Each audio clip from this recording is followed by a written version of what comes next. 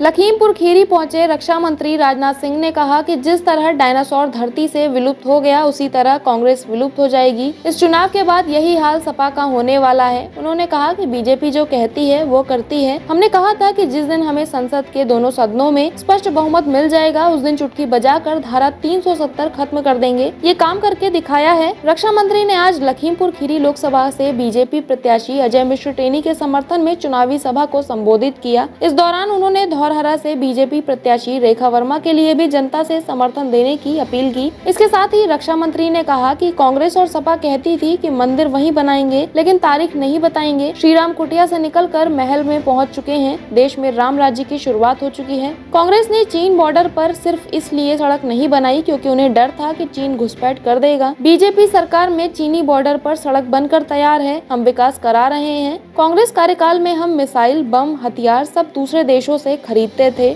आज हमारी सेनाएं सशक्त हैं। गोला बारूद, मिसाइल, हथियार सब भारत में बन रहे हैं। रक्षा मंत्री राजनाथ सिंह ने कहा कि जब से बीजेपी की सरकार बनी है, तब से यूपी का कद बढ़ा है। कानून व्यवस्था चुस्त दुरुस्त हुई है। विकास के लिए जब ये सुनता हूँ कि उत्तर प्रदेश $1 ट्रिलियन की अर्थव्यवस्था बनने जा रहा है, तो सीना चौड़ा हो जाता है।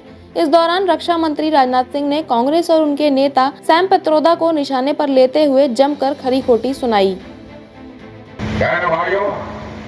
पहले भारत अंतर्राष्ट्रीय मंचों पर, दुनिया के मंचों पर कोई बोलता था तो लोग भारत की बातों को गंभीरता पूर्वक नहीं सुनते, लेकिन आज अंतर्राष्ट्रीय मंचों पर भारत कोई बोलता है तो सारी दुनिया कान खोल कर सुनती है भारत बोल क्या रहा है। यह भारत की हैसियत सारी दुनिया में बनी है।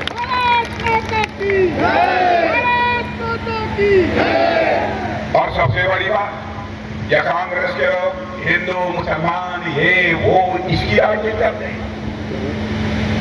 शायद उन्हें इस बात की जानकारी नहीं है कि हमारे प्रधानमंत्री को अरब देशों के 5 मुस्लिम देशों ने उनके यहाँ का जो सबसे बड़ा सम्मान होता है, उस सम्मान से नवाजने का काम किया है, जबकि दुनिया में किसी भी प्रधानमंत्री को नहीं किया।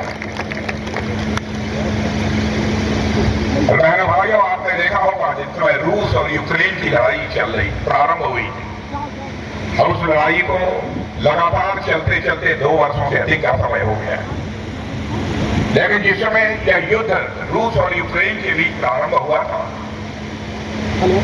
उस समय हमारे यूक्रेन में लगभग 28-30 हजार भारत के बच्चे या तो मेडिकल एजुकेशन प्राप्त कर रहे थे, अथवा इंजीनियरिंग की शिक्षा प्राप्त कर रहे थे, अथवा मैनेजमेंट का कोर्स कर रहे थे। उनके माता पिता जो भारत में रहते थे, उन्हें इस बात की चिंता सताने लगी कि लगातार रूस की तरफ से भी मिसाइल चल रही है, बम चल रहे हैं, गोले चल रहे हैं, यूक्रेन की तरफ से चल रहे हैं। क्या होगा हमारे बच्चों का? तो जिन बच्चों के माता पिता भारत में रहते थे, उनका एक प्रतिनिधिमंडल हमारे प्रधानमंत्री से मिला और कहा, मोदी जी चाहे जो कुछ भी हो जाए, हमारे बच्चों को यूक्रेन से निकालिए और उन्हें भारत ले आइए, क्योंकि अब हम लोगों से के बर्दाश्त के बाहर है। कहा जाता था कानून और व्यवस्था की स्थिति का चुस्त दुरुस्त न हो, लेकिन केवल उत्तर प्रदेश में ही हिंदुस्तान का हर व्यक्ति से स्वीकार करता है कि उत्तर प्रदेश में कानून और व्यवस्था की स्थिति पहले से अच्छी हुई है, चुस्त दुरुस्त हुई है। कोई भी राज्य यदि विकास करना चाहता है तो मैं मानता हूं कि विकास की पहली शर्त यही होती है, वहां लॉ एंड ऑर्डर, कानून और व्यवस्था की स्थिति चुस्त दुरुस्त होनी चाहिए। और मुझे तो उत्तर प्रदेश में ही सारी जिंदगी हमारी गुजरी है, भिन्न भिन्न जिम्मेदारियों का यहाँ पर मैंने निर्वाह किया है। जब मैं यह सुनता हूं उत्तर प्रदेश $1 ट्रिलियन की अर्थव्यवस्था बनने जा रहा है, तो बहनों भाइयों, स्वाभाविक रूप से मेरा सीना चौड़ा होगा। लेकिन आज मैं डंके की चोट पर कह सकता हूं और मुझे गौरव की अनुभूति होती है कहते हुए, जब से यहां पर भारतीय जनता पार्टी के स्पष्ट बहुमत के आधार पर सरकार बनी है और योगी जी ने मुख्यमंत्री के रूप में अपनी जिम्मेदारी संभाली है, बहनों भाइयों, उत्तर प्रदेश का मान सम्मान बढ़ा है, उत्तर प्रदेश का कद बढ़ा है, जो कि यहाँ की कांग्रेस की सरकारों के सलाहकार भी रहे और आज भी वो कांग्रेस संगठन में, क्योंकि इंडियन ओवरसीज कांग्रेस कि वो आज भी अध्यक्ष हैं। उन्होंने कहा कि अमेरिका में जिस प्रकार की एक व्यवस्था है भारत में लागू कर देनी चाहिए।